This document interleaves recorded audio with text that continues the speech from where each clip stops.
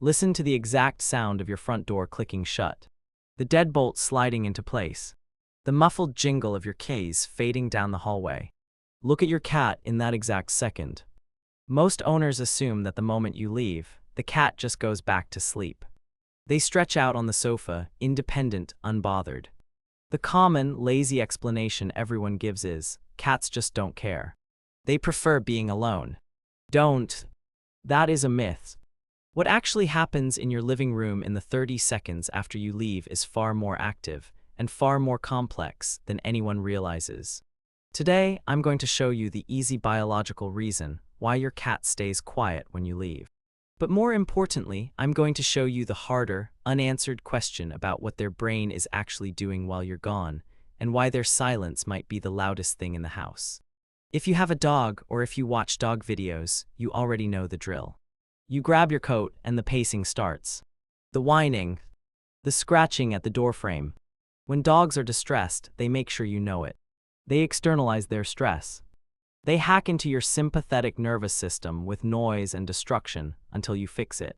But when you live with a cat, the house simply goes dead silent. They don't destroy the couch. They don't howl at the window.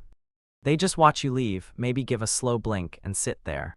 Because we project our human definition of independence onto them, we assume that silence equals indifference.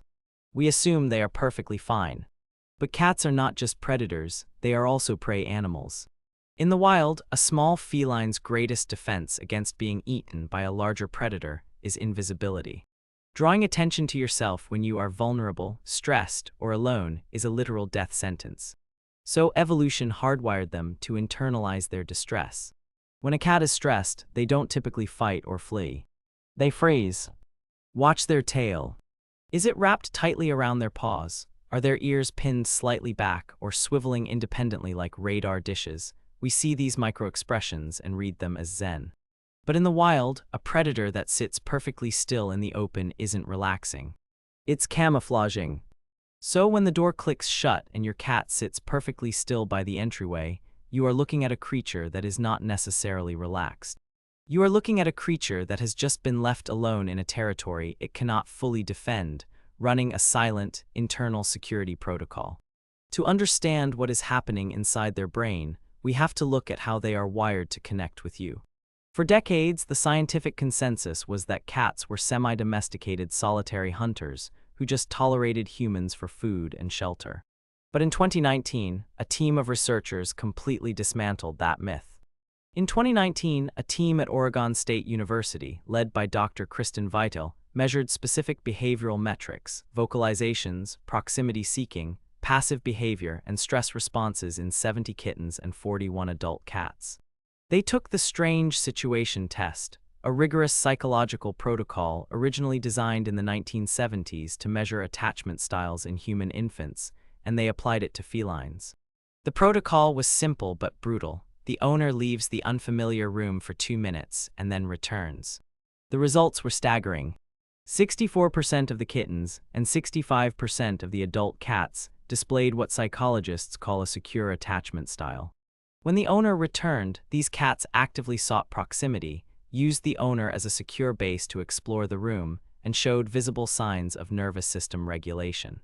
Let me put that number in perspective for you. That 65% secure attachment rate is nearly identical to the 65% rate seen in human infants.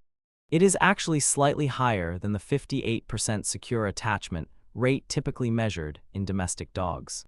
This means your cat isn't just used to you. Biologically, they have mapped their nervous system onto yours. They use your physical presence as an external regulator for their own stress hormones. When you are in the room, their baseline cortisol drops. When you leave, that external regulator is suddenly gone, and they have to manage the physiological crash entirely on their own. Because we now know cats form secure attachment bonds, we have to look at what happens when that bond is severed for 8 hours a day. This brings us to a massive blind spot in veterinary medicine. In 2020, a comprehensive review of feline behavior published by researchers at the University of Lincoln, including prominent veterinary behaviorist Daniel Mills, analyzed something called separation-related problem behaviors, or SRPBs. They looked at clinical cases where cats exhibited overgrooming, inappropriate elimination, and excessive vocalization exclusively when the owner was absent. The data showed that feline separation anxiety is vastly, almost criminally, underdiagnosed. Here is the twist that contradicts everything we think we know about feline independence. Cats suffer from separation distress just like dogs do, but they express it in ways owners completely miss. A dog with separation anxiety will chew through a doorframe. That's obvious. A cat with separation anxiety will overgroom a bald spot on its belly or repeatedly urinate on your pillow. Displacement behaviors are actions that seem completely out of context. A cat that is deeply anxious about your absence might suddenly start aggressively grooming its flank until the hair breaks off. Or it might start needing a blanket with such frantic intensity that its claws puncture the fabric. In veterinary behavior circles, these are massive red flags. But to an owner walking through the front door at 6 p.m., it just looks like the cat is cleaning itself or playing with a blanket. The tragedy of feline separation anxiety is that it is invisible to the people who have the power to fix it. Now I have to be straight with you. Diagnosing separation anxiety in cats is notoriously difficult because we rely heavily on owner observation, and owners are literally gone when the worst of it happens. The evidence limits here are real. We can't hook a cat up to an EKG and leave the house. But the behavioral data we do have paints a very clear picture. The aloof cat is a myth. The silence is a coping mechanism. So if they aren't just sleeping all day, what are they actually doing? We needed hard data on their movements when no one was watching. In 2017, a team of animal behaviorists at the University of Helsinki measured activity levels, location preferences, and vocalizations in 40 indoor cats using remote monitoring cameras during the first hour of owner absence. What they found completely dismantled the cats just go to sleep myth. For the first 15 minutes after you leave, the majority of cats do not settle. Instead, they engage in a distinct vigilance protocol. The camera footage shows cats systematically moving to elevated vantage points, a bookshelf, the top of the fridge, a window perch, specifically chosen because they offer a direct line of sight to the primary exit. They aren't sleeping. They are guarding. They are watching the door. It is only after this initial 15 to 30-minute vigilance period, once they have scanned the territory and determined there are no immediate intruders, that their activity levels drop and they finally enter a rest phase. And even then, it's not deep REM sleep. It's what biologists call quiet wakefulness. Their ears are still pivoting like radar dishes, catching the sound of the elevator, the neighbor's footsteps, the garage door opening. They are holding the perimeter until you get back. To really understand the weight of this, we have to look at evolution. Dogs evolved in packs. Wolves hunt together, sleep together, and survive together. For a dog, being left alone is an evolutionary nightmare because a lone wolf is a dead wolf. Their panic makes biological sense. But cats evolved as solitary hunters of small prey. The African wildcat, their direct ancestor, is a creature of the desert. It survives by being invisible, by trusting nothing, by relying entirely on its own senses to keep it alive through the night. It does not look to another animal for reassurance. It does not outsource its fear. They did not evolve to need a pack. So when your domestic cat chooses to map its entire sense of safety, its attachment style, and its daily vigilance protocol onto you, they are overriding millions of years of solitary survival programming. Think about the sheer biological arrogance of what your cat has done. They have repurposed their social wiring onto a giant, unpredictable, loud primate. They looked at you and decided, you are my secure base. You are the one who makes the dark less scary. That is not a small thing. That is an evolutionary miracle. And when you walk out that door, you aren't just leaving the house. You are taking their entire external security system with you. So what do you do with this information? If your cat is running a silent vigilance protocol every time you leave, how do you help them regulate? Here are 3 concrete things you can do tonight. Number 1, the scent anchor. In 2021, researchers at the University of California, Davis, measured cortisol levels in the hair of 50 indoor cats before and after introducing olfactory cues and environmental enrichment. They found that familiar human scent acts as a biological proxy for your presence, measurably lowering baseline arousal. Before you leave for work, take an unwashed t-shirt you wore to sleep and drape it over their favorite resting spot. You are literally leaving a piece of your nervous system behind to keep them company.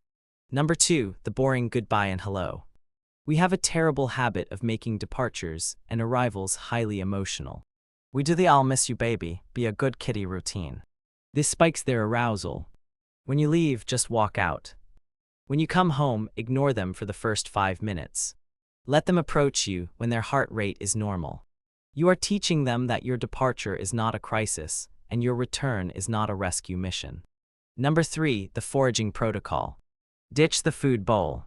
If your cat is home alone for 8 hours, eating from a bowl takes 3 minutes. That leaves 7 hours and 57 minutes of unstructured, understimulated time, which is the primary driver of separation-related problem behaviors. Think about the predatory motor sequence: stalk, chase, pounce, bite, kill, eat. When you pour kibble into a ceramic bowl, you are skipping the first 5 steps and going straight to eat. Use puzzle feeders. Hide kibble in different rooms. Make them use their predatory sequence. This burns off anxious energy and gives them a job to do while you are gone. Let's go back to that exact moment. The sound of the front door clicking shut. The deadbolt sliding into place. You used to think they just went back to sleep. Independent. Unbothered. Now you know the truth. In the 30 seconds after you leave, they aren't indifferent. They are initiating a quiet, hypervigilant watch. They are climbing to the highest point in the room, fixing their eyes on the door, and holding the perimeter of a territory that suddenly feels a little too big and a little too empty without you in it. Science can measure their cortisol. We can track their movement with remote cameras. We can map their secure attachment styles in a lab. But science cannot measure the exact texture of their waiting. That is a gorgeous guess, not a measurement.